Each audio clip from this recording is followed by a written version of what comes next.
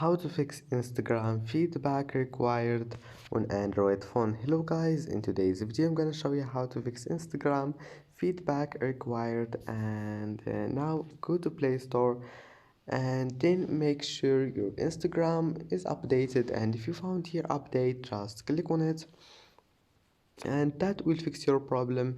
And if that doesn't fix it, you go to settings and then apps and apps again, and here type Instagram and click on it, and then click force stop and storage, and then clear cache.